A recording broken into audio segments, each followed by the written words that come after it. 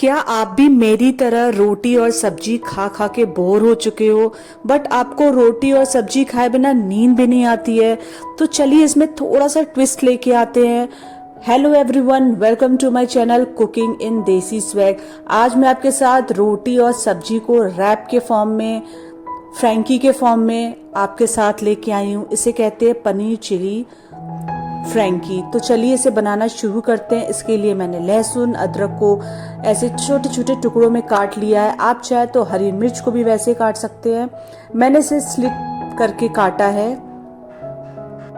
हरे प्याज को, spring onion को भी मैंने काट के धो लिया है। अब हम एक गर्म पानी लेंगे बोल में, और उस गर्म पानी में हमें इस पनीर को अपने मनचाही शेप देके इसे गर्म पानी में डाल देना है। इससे क्या होता है, पनीर काफ़ी सॉफ्ट हो जाता है। और अदरवाइज मार्केट का पनीर है ये, तो वो हल्का सा हार्ड तो रहता ही है। अगर इसे जैसे ही हम पानी में डाल देते हैं तो ये नरम मुलायम सा हो जाता है। तो ये आप ज़रूर से किया कीजिए जब भी आप पनीर की कोई भी रेसिपी बनाओ।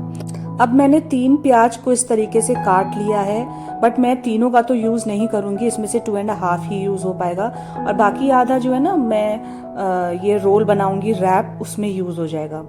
तो मैंने शिमला मिर्च 2 ले ली हैं, इसके बीज हटा लिए हैं। इस तरीके से मैंने काट लिया है, पतला पतला लंबा लंबा, क्योंकि ये मेरे बेटे को शिमला मिर्च का टेस्ट थोड़ा कम पसंद है। तो जब मैं ऐसे करके काटती हूँ ना, उसे पता ही नहीं चलता कि मैंने शिमला मिर्च डाला है। तो अगर आप शिमला मिर्च के शौकीन हैं तो आप इसकी साइज थोड़ी बड़ी और चौड़ी कर दीजिएगा। अब मैंने एक बोल ले लिया है, उसे मैंने 1.5 टेबल स्पून मैदा और 1.5 टेबल स्पून कॉर्नफ्लावर ले लिया है। उसमें काली मिर्च पाउडर डालना है, लाल मिर्च डालना है, नमक डालना है। फिर उसमें मैंने टोमेटो सॉस भी डाला है और चिली सॉस भी डाला है, और इसको मीडियम कंसिस्टेंसी का एक घोल तैयार करना है। और उसको हल्का सा पानी डाल के पहले इसको अच्छे से मिला लेना है। अगर आप पहले ही ज़्यादा पानी डालोगे तो लम्स आ जाएंगे इसमें। तो लम्स फिर बनाने के लिए पहले थोड़ा सा पानी डालें, 3-4 चम्मच। उसके बाद से घोल बना लें अच्छे से। उसके बाद अपने हिसाब से इसमें पानी डाल के इसका एक मीडियम कंसिस्टेंसी का घोल बना लें। एक तरफ मैंने गैस पे ऑयल रख दिया है गरम करने के लिए, और जो पनीर के स्लाइसेस थे ना, मैंने इसे इस घोल में डाल दिया है।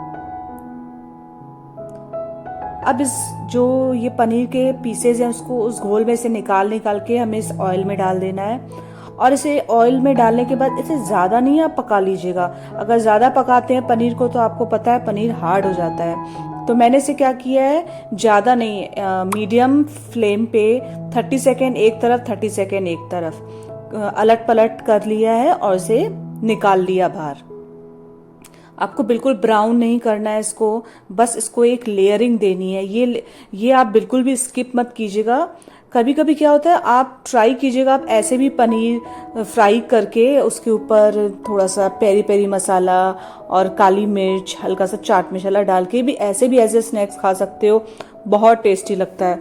बट आज मैं पनीर चिली के लिए ये वाली स्टेप यूज़ कर रही हूँ, और ये इससे इसका स्वाद बहुत बढ़ जाता है। हाँ, अगर आपके पास टाइम नहीं हो, आप स्टूडेंट हो और आप जॉब करते हो, तो आप ये वाला स्टेप स्किप कर दीजिएगा। डायरेक्ट आप पनीर काट के पानी में से निकाल के डाल सकते हो, तो आपका काफ़ी अच्छा टाइम बच जाएगा।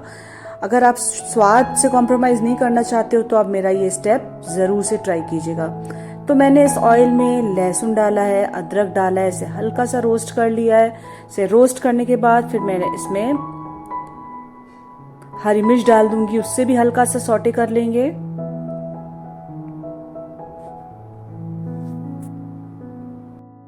अब इसमें डालेंगे प्याज।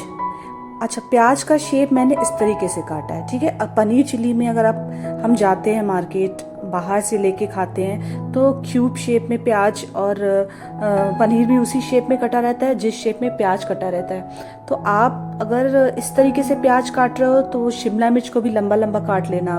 अगर आप गोल शेप में, इस क्यूब शेप में पनीर को काट रहे हो तो उसी शेप में, डाइस शेप में आप शिमला मिर्च और प्याज को भी काट लीजिएगा, ठीक है। शेप को सेम रखिएगा। अब मैंने ढक्कन, शिमला मिर्च भी डाल दिया, फिर ढक्कन लगा के मैंने जस्ट थोड़े 30 सेकेंड के लिए ढक्कन लगा दिया है। फिर उसके बाद से रोस्ट कर लिया। नमक अभी बिल्कुल नहीं डालना है, हमें लास्ट में नमक डालेंगे। अब मैं डाल रही हूँ चिली सॉस। इसमें रेड चिली सॉस भी आप डाल सकते हो। मैं स्पाइस थोड़ा कम खाती हूँ तो मैंने रेड चिली सॉस नहीं डाला है, मेरे घर में अवेलेबल है फिर भी नहीं डाला है। फिर मैं टोमेटो सॉस डाल रही हूँ, विनेगर डाल रही हूँ, सब आपको 1 टेबल स्पून डालना। और मैं ये लाइट सोया सॉस डाल रही हूँ, अगर आपके पास डार्क सोया सॉस है तो आप वो भी यूज़ कर सकते हो। फिर काली मिर्च का पाउडर। देखिए ये जो मैंने सॉसेज डाल रही हूँ, मसाले डाल रही हूँ, वो सब आपके खुद के टेस्ट के अनुसार होना चाहिए, कितना आपको तेज चाहिए या लाइट चाहिए। अब बस इसे मिक्स कर लेना है, जस्ट 10 सेकेंड के लिए मिक्स कर लो आप।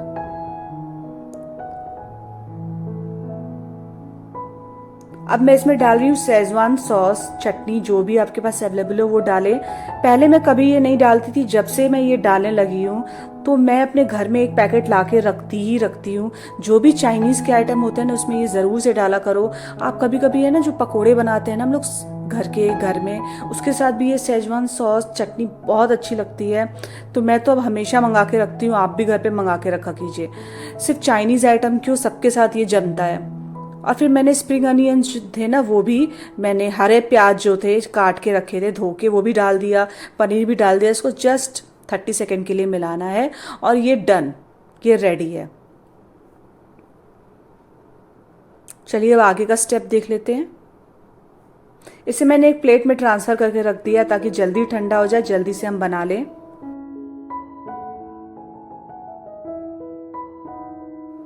इसके लिए मैंने गेहूं का आटा यूज़ किया है।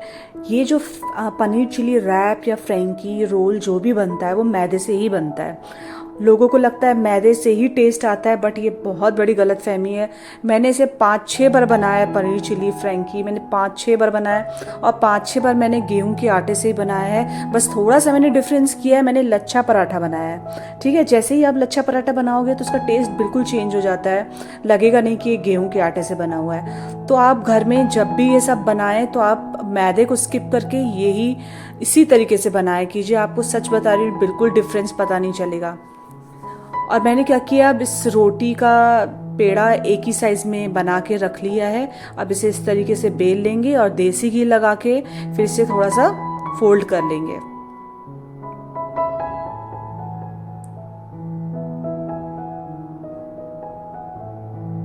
इसको इसी तरीके से ओवरलैप करते जाएंगे।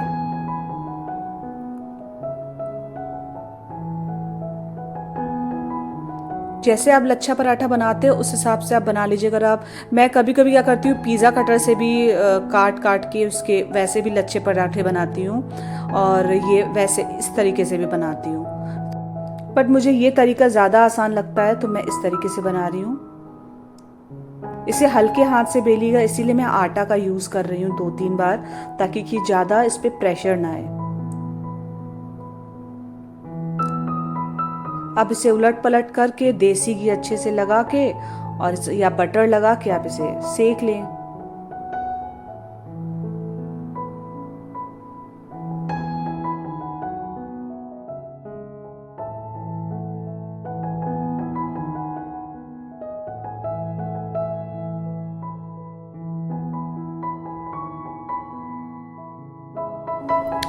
मैंने इसमें से एक रोटी ले ली है, उसके बाद फिर नीचे मेयो लगा लिया है।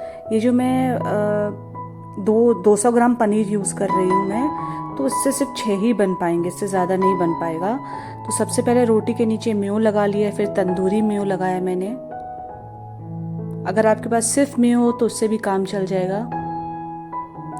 और मैं कहती हूँ अगर आपके पास एक भी सॉस घर में नहीं है, मेयो नहीं है, तंदूरी नहीं है, कुछ भी नहीं है, सिर्फ आपके पास टोमेटो सॉस और शेजवान चटनी है, ये 2 चीज़ें हैं, तो भी आप इसको बेस्ट से बेस्ट बना के खा सकते हो। अगर सॉसेज है तो आप इसका यूज़ कर ले। तो मैं एक प्लेन वाला बना रही हूँ और एक मैं चीज़ी बनाऊँगी, ठीक है। तो दोनों मैं आपको दिखा देती हूँ। फिर मैंने एक रोटी में ना, चपाती में 3 स्लाइसेस लिए हैं पनीर के। फिर इसके ऊपर कच्चा प्याज डाल दिया है, थोड़ा सा चाट मसाला, नींबू, टोमेटो सॉस ऊपर से लगा के फिर इसे रैप कर लिया है।